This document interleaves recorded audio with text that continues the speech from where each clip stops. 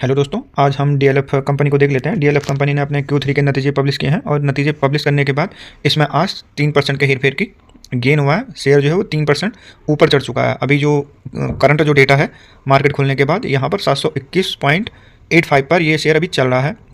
ये लाइव चल रहा है अभी और जो गेन हुआ है प्लस 26.30 यानी कि 26.30 रुपये आज शेयर चढ़ गया और ये लगभग 4% के बराबर है। वहीं 5 दिन का डेटा देख लेते तो 5 दिन में -4.83 का रिटर्न है। वहीं पर अगर एक महीने में देखें तो -13.45% का नेगेटिव रिटर्न है।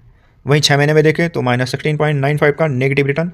1 ईयर में भी देख लेते हैं तो 1 ईयर में -5.85 का नेगेटिव रिटर्न है। तो डीएलएफ अगर देखें तो पिछले 1 साल से कंसोलिडेट कर रहा है शेयर और आज इसके नतीजे भी आए हैं। कल नतीजे आ गए थे इसको फ्राइडे को और उसके बाद शेयर में अच्छी खासी तेज़ी बनी हुई है। आज सीधे 4% शेयर चढ़ गया है। तो जो डीएलएफ कंपनी है ये प्रॉपर्टी से जुड़ा हुआ कारोबार करती है और इनका जो मेन कारोबार है वो है सेल जो प्रॉपर्टीज़ होती है उनको बेचना या फिर ये रेंटल पे भी देते हैं। रेंट पे जैसे मकान हुए या फ्लैट हुए ये उनको रेंट पे भी देते हैं। तो आइए देख लेते हैं कि नतीजे कैसे रहे इनके और कितने बेहतरीन थे कि जो शेयर आज 4-4.5% चढ़ गया है। अच्छे तरीके से ये आज ऊपर चढ़ रहा है क्योंकि गिर भी बहुत गया है। अगर हम देखें 6 महीने में देखें तो -16.69 लगभग 17% का नेगेटिव रिटर्न है और अगर नतीजे ठीक ठाक होंगे तो सीधी सी बात है कि शेयर चढ़ेगा ही चढ़ेगा। और गिरावट जो होती है वो शेयर मार्केट में मार्केट के चक्र का हिस्सा। हमेशा ही जो शेयर मार्केट होता है वो ऊपर ही नहीं रहता और हमेशा वो डाउन ही नहीं रहता, वो ऊपर नीचे होता रहता है। जैसे जैसे इनके फाइनेंशियल आते हैं कंपनियों के उसी हिसाब से शेयर मार्केट में अप डाउन चलते रहते हैं। कभी कमाई घट जाती है, कभी कमाई बढ़ जाती है, कारोबार में कभी कमी हो जाती है, कभी कारोबार काफ़ी अच्छा चलता है। तो इसलिए शेयर मार्केट अप डाउन चलता रहता है। तो ये शेयर मार्केट के चक्र का एक हिस्सा है।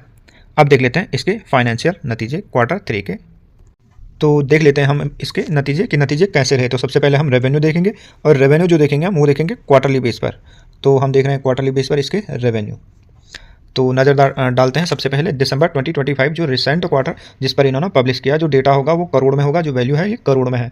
तो दिसंबर 2024 का जो इनका क्वार्टर गया है उसमें इनके नतीजे कैसे रहे। तो दिसंबर में इनका जो रेवेन्यू रहा 1737 करोड़ था और वहीं अगर हम पिछले क्वार्टर में देखें तो 2181 करोड़ के रेवेन्यू रहे थे। तो रेवेन्यू में पिछले क्वार्टर के मुकाबले गिरावट नजर आ रही है।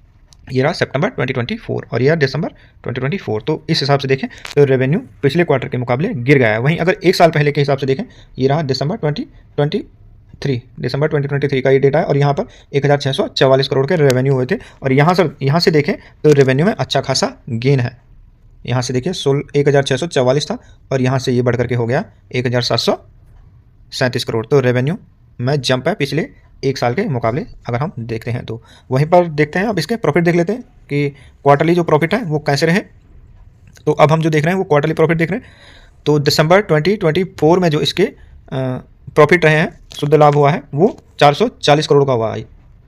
वहीं पिछले क्वार्टर में सितंबर 2024 में 1043 करोड़ के इनके प्रॉफिट जनरेट हुए थे। इन्होंने अच्छा खासा प्रॉफिट किया था। 1 साल पहले देखें तो 1 साल पहले दिसंबर 2023 में इनका जो प्रॉफिट हुआ था 3777 करोड़ हुआ था। तो पिछले क्वार्टर के मुकाबले देखें तो प्रॉफिट में काफ़ी गिरावट है।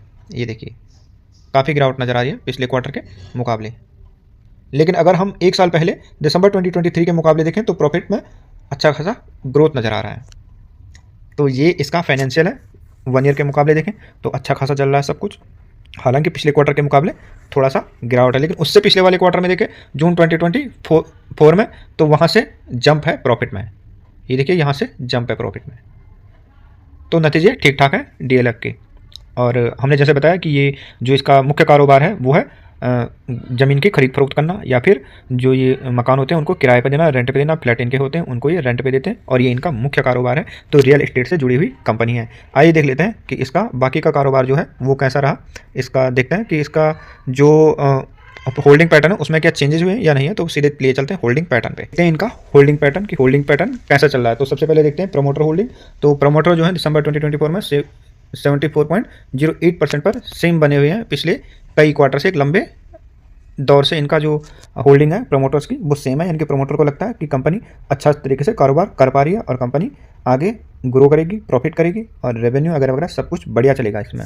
इसलिए जो प्रमोटर है अपनी होल्डिंग को बनाए हुए हैं। और प्रमोटर अगर होल्डिंग अच्छी रहती है, उनमें गिरावट नहीं है और उन्होंने अगर खरीदा है तो ये और भी अच्छा संकेत है।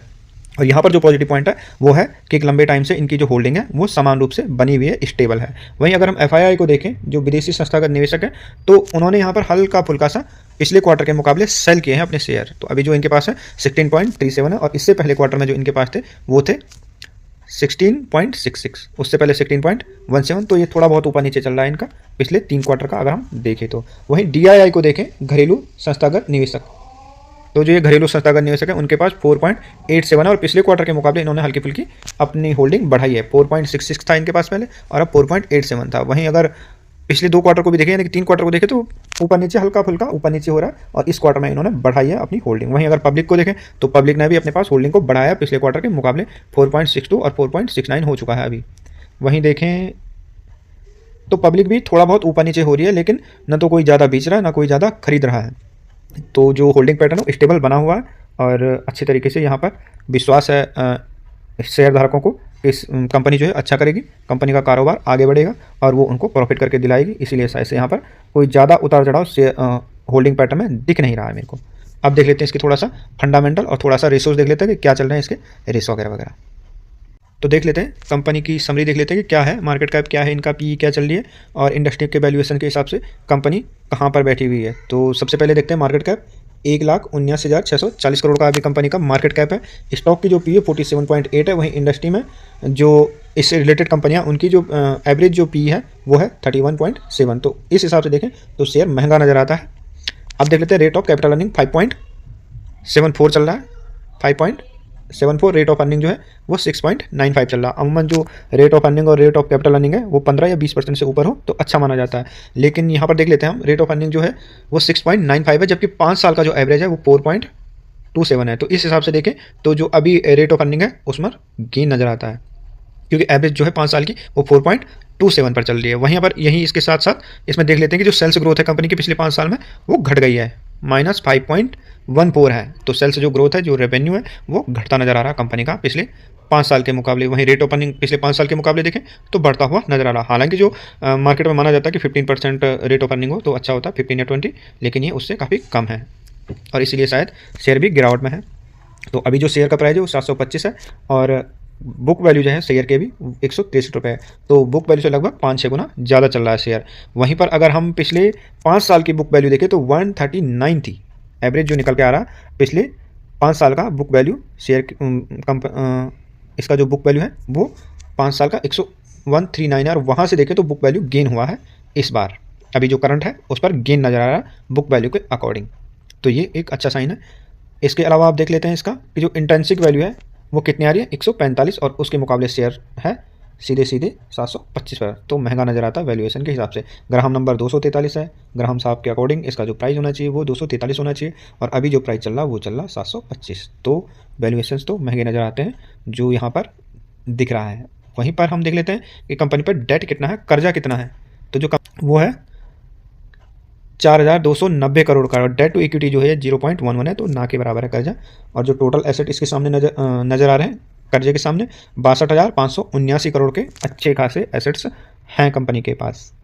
ऑपरेटिंग प्रॉफिट मार्जिन 26.9 है, जो कि अच्छा खासा है। अमूमन 15 या 20% से ज़्यादा अच्छा माना जाता है, यहाँ पर 26 है। EPS भी अच्छा खासा दिख रहा है 16.2। फेस वैल्यू जो है कंपनी की 2 है, और 2 यानी कि ये स्प्लिट हो सकता है फ्यूचर में। तो ये हमने इसका मोटा मोटा एक समरी देखी है। अब लिए चलते हैं सीधे आपको investing.com पे, वहाँ पर हम इसके टारगेट देखेंगे, टारगेट क्या बता रहे हैं। तो अब हम इसका टारगेट देख रहे हैं, और जो टारगेट दिया हुआ है investing.com ने दिया हुआ, हमारा इस टारगेट से कोई लेना देना नहीं है। हो सकता है कि ये टारगेट को अचीव करे, और हो सकता है कि ये टारगेट को अचीव ना करे। हमें ये भी नहीं यहाँ पर दिख रहा है कि लॉन्ग टर्म का टारगेट है, शॉर्ट टर्म का टारगेट है, लेकिन जो टारगेट दिखा रहे हैं ये दिखा रहे हैं 962 रुपये, और अभी यहाँ से जो गेन होगा ये 33.60 होगा अप साइड टारगेट। तो ये टारगेट है। ये मात्र एक रिपोर्ट है जो हम विभिन्न साइटों से आपके लिए लाते हैं, ताकि आप अपने शेयर या शेयर मार्केट से जुड़ी हुई जानकारी को बढ़ा सकें। और ये केवल एक सूचना है, हमारा इससे कोई संदर्भ नहीं है कि आप इस टारगेट को सत्य माने या असत्य माने। हमारी किसी भी प्रकार की खरीद फरोख्त की राय नहीं है। एक बार फिर से मैं आपको बता दूं, पुनः अपनी बातों को रिवाइज कर दूं कि हमारी इस शेयर पर ना तो खरीद की राय है ना सेल की राय है। ये जो हमने इन्फॉर्मेशन आपको दी है ये विभिन्न साइटों से हमने जोड़ करके आपको एक सूचना, एक रिपोर्ट दी है कि इस शेयर के बारे में क्या धारणाएं हैं विभिन्न स्रोतों की। जैसे कि investing.com की ये धारणा है कि शेयर जो है वो 962 रुपये चला जाएगा। ये हम केवल आपके लिए लाते हैं ताकि आप यहाँ से शेयर मार्केट के बारे में ज़्यादा से ज़्यादा जान सकें। Investments in the share market are subject to market risk. Please read all investments related documents carefully before investing in share markets. We are not a SEBI registered advisor. All the videos uploaded in this channel are for information or educational purposes only.